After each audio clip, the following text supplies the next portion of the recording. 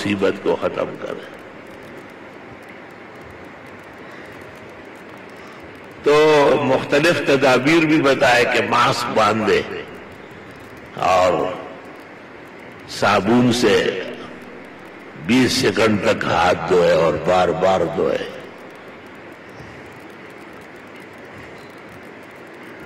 اور ایسا کرے اور ایسا کرے اور ایسا کرے۔ لیکن افسوس، صد افسوس کہ پورے ملک کی انتظامیہ میں کوئی ایسا افسر اور وزیر نہ ہے جو لوگوں سے کہہ کہ توبہ استغفار کرو۔ اور بڑے بڑے شاہراہوں پر بین سے گائے اور اونٹ کٹواؤ۔ خدا کی قسم، اس قسم کی عالمی بیماری عالمی صدقات کے بغیر واپس ہونا آسان کام نہیں۔ ہماری ہمتیں بہت پست ہو گئی، جن کے پاس دولت بھی ہے، بینک بھرے ہوئے ہیں، لیکن ان کو یہ خیال نہیں ہے کہ شاید چند مہینے میں وہ بما آل و اولاد کے کسی نہ کسی طرح اس بیماری سے رخصت ہو جائے۔ اگر وقت پر صدقہ کیا جائے، اتنی گائے کٹواؤ اور اتنی بھینسیں اور اونٹ اور بکرے اور مینڈے کہ اللہ رب العالمین کو رحم آ جائے، رحم آ جائے۔ سارا بی بی نے ایک موقع پر ابراہیم علیہ السلام کو کہا کہ آپ کی دعا اس لیے قبول ہوتی ہے کہ آپ صدقات بہت زیادہ کرتے ہیں، پورے ریوڑ کٹواتے ہیں۔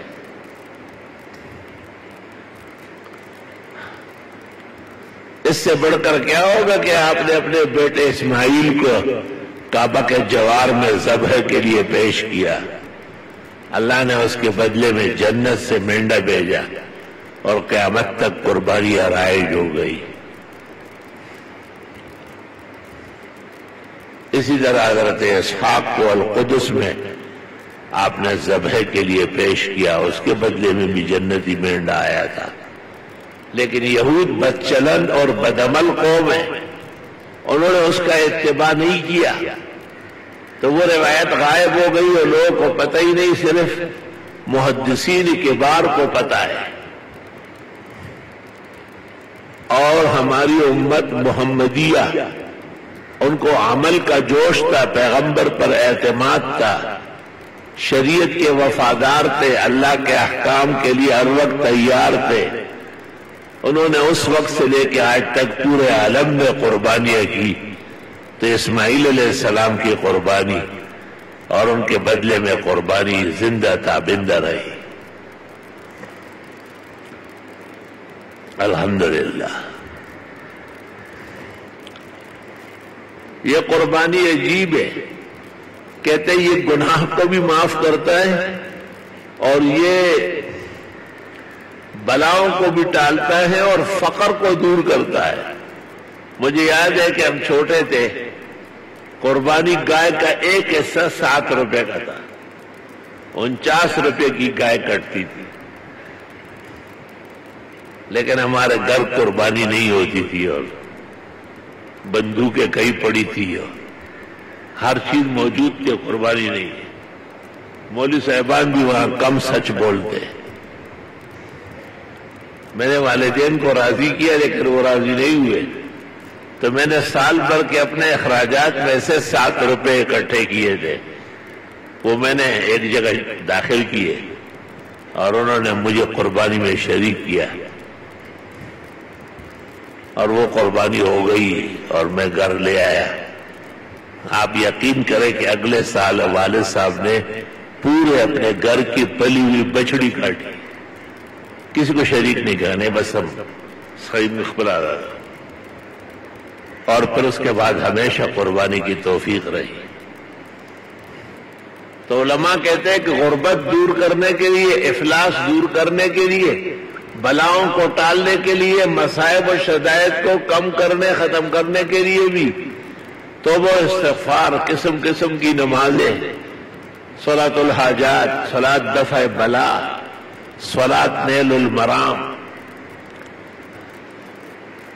قیام اللیل، تہجد، اشراق، چاش، اوابین، قبلیہ، بادیہ، یہ تمام کام ہے مسلمان کا. یہ نہیں کہتے ہمارے وزیر اعظم لالا، اور نہ اس کو پاک بی بی کہتی ہے کہ لوگوں کو کہو کہ جو نمازی نہیں پڑھتے تھے وہ نمازی بن جائیں، اور جن کے گھروں میں پردہ نہیں ہے وہ ہماری بہنوں اور بیٹیوں کا حجاب کروائیں، اور جن کی داڑیاں نہیں ہے وہ سنت داڑیاں رکھے. صرف ماسک پہننے سے اور دستانے پہننے سے اگر بچ سکتے تھے تو وہ ہراول دستہ، وہ قیمتی افراد، ڈاکٹر صاحبان جو لائن سے مر رہے ہیں، وہ بچ جاتے ہیں. وہ تو دنیا کو احتیاط سکھاتے ہیں، وہ خود کیوں نہیں کریں گے؟ لیکن موت کا ایک دن معین ہے اور رات بھر نیند کیوں نہیں آتی. ایک ہی دستور ہے اور وہ ہے الصدقۃ رد البلا. اتنے صدقات دو اور اتنا مال خرچ کرو کہ دل دکھے، فکر پیدا ہو جائے کہ ہم خود کیا کریں گے، اتنا خرچ کرو. اللہ کا شکر ہے دینی ادارے ہیں، مسافرین طلباء ہے. حدیث میں اکلت طعامکم الابرار، آپ کی چیزیں نیک لوگ استعمال کریں. کووں کو پانی رکھنا اور دانہ ڈالنا حرام ناجائز. پیغمبر کہتے ہیں 5 جانور ایسے ہیں کہ حد درجے شرارتی ہے. ایک کوا، دوسرا چیل، تیسرا چوہا، چوتھا سام، پانچواں بچو. سے چل لے تاکہ نہ کرونا نہ ہوتا.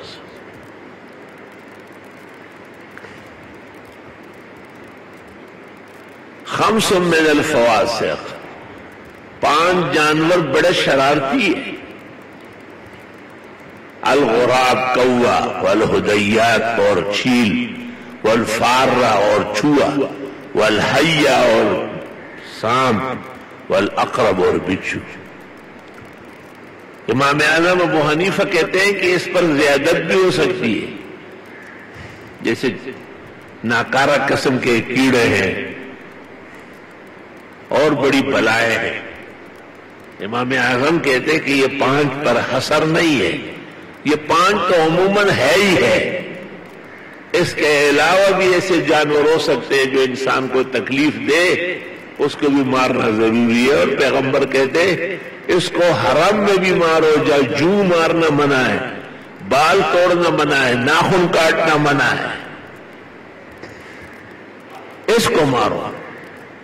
یہ بہت شیطان جانور ہے. سننے میں آیا ہے لوگ کووں کا خوراک کا انتظام کرتے ہیں، ان کو پانی رکھتے ہیں. اور تمہیں کچھ شرم و حیا کرو ہے، تو اپنے نبی اور رسول سے دشمنی کرتا ہے.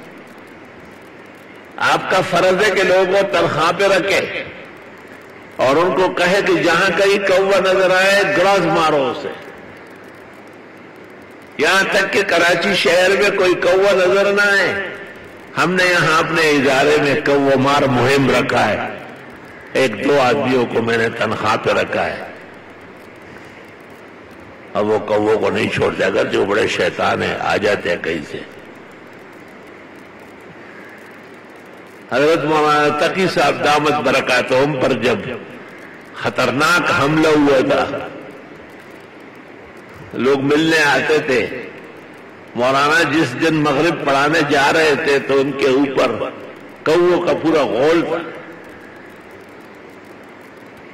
میں نے کہا دیکھو اتنے بڑے شیخ الاسلام ہے اور حرام کو حلال کرنے کا امام ہے، بینک جیسے سودی نظام کو اسلامی بینک بنانے والا ہے، لیکن اس کو اس حدیث کا پتہ نہیں کہ پیغمبر کہتے ہیں 5 من الفواسق، 5 جانور بڑے شریر ہیں. یقتلن فی الحل والحرم، حرم میں بھی ملے تو مارو اور باہر بھی مارو. الغراب کوا، والہدیات اور چیل، والفارہ چوہا، والحیہ اور سام، والاقرب اور بچو. مولانا کو چاہیے کہ وہ جو بینکوں سے پیسے ملتے ہیں اس کے بڑے بڑے لوگ رکھے اور ان کو بندوق دے اور دارالعلوم کے حدود سے اور گلی اور کوچوں سے اور اس فضا سے ہر طرح کے کووں کو مار ڈالے تاکہ پیغمبر کی اطاعت ہو جائے اور آپ کی روح مبارک خوش ہو جائے.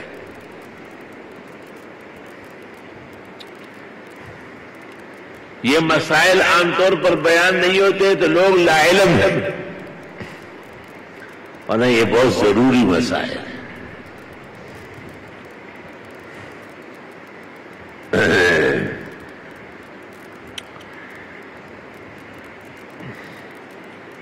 اللہ تعالیٰ مجھے عاجز اور فقیر کو توفیق دے.